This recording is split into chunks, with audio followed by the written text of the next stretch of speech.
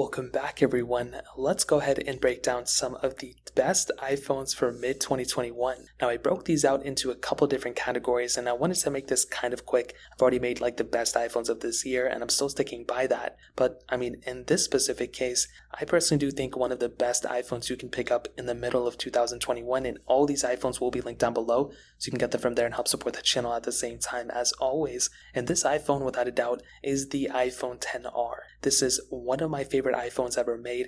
It's still beautiful, it still works perfectly fine, and I've seen a lot of them in the used market for less than $400, even though you can pick them up at the Apple Store brand new for $499. So this is a very solid iPhone, Apple A12 Bionic chip inside of it, updates for a very long time, premium feeling to it, and although you have the iPhone XS, it is a little bit more expensive, so that's why an iPhone XR I think is that really good sweet spot. I've even seen these go left for less than $300 in a few areas. Again, it's not everywhere, but it's in a couple areas where this thing is around that same price, which, for $300, that's pretty crazy. This is a solid device. We also saw with iOS 15, this phone pretty much got all the features where the iPhone X did not. So that's a pretty big deal in my opinion, making this device a really good option for a majority of people out there. Now next up, we do have an iPhone 8 Plus. Now this device is a really solid device as well. Again, it's not perfect, but it does a really good job at hitting that price point, the premium feeling to it, and although it is a little bit outdated in terms of the body standpoint, it really isn't too bad, and I do think it looks overall pretty decent.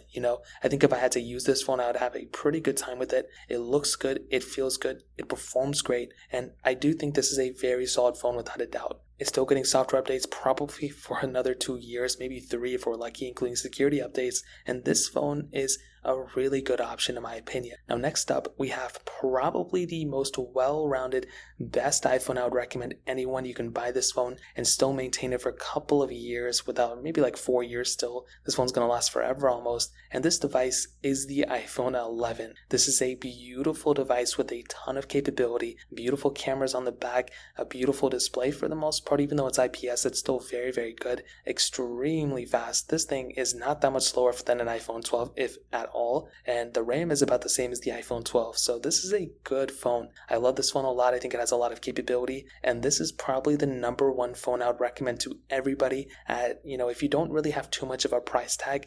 Right now they're $599 brand new. They can go down to a little bit cheaper than that, so do keep that in mind, but this is a solid contender of a device. I haven't really seen too many phones go too below this, and this one hits that price tag very well. It hits that premium feeling very well, and this is a very, very good phone. I've seen it time and time again. It's almost a perfect phone for a lot of people. Now finally, this is a phone that I kind of threw in here because I'm surprised by how good it runs on iOS 15. This is probably the cheapest, best iPhone I would recommend, and I mean the cheapest, bottom of the barrel in terms of price, but you would be surprised how good this phone still runs on iOS 15, and that device is the iPhone SE. This is a crazy phone. I don't know what it is about this device, but it's almost like the gift that keeps on giving. The performance of this thing on iOS 15, and even just the stability, the battery life, this is a very solid phone on this version of software, and this is, almost one of the oldest supported phones, although it isn't, it is almost there, and this is a crazy thing about this phone. It performs extremely well on iOS 15, and again, it's probably going to be the last version it's going to be getting, but it's insane how good of a performing phone this is at this type of, caliber in my opinion. So take it as you will, but this is a very good phone, and these are probably the best iPhones I would recommend in the middle of 2021. Again, if you want to pick these up, links will be down in the description. You can get them from there, help support the channel at the same time, but that's really pretty much it. If you guys have any other questions or anything, let me know in the comment section as well. Hit the like button, but definitely hit that subscribe button. More importantly, everything else, I love every single one of you guys. Hopefully I'll catch you guys in the next video. Peace out till then.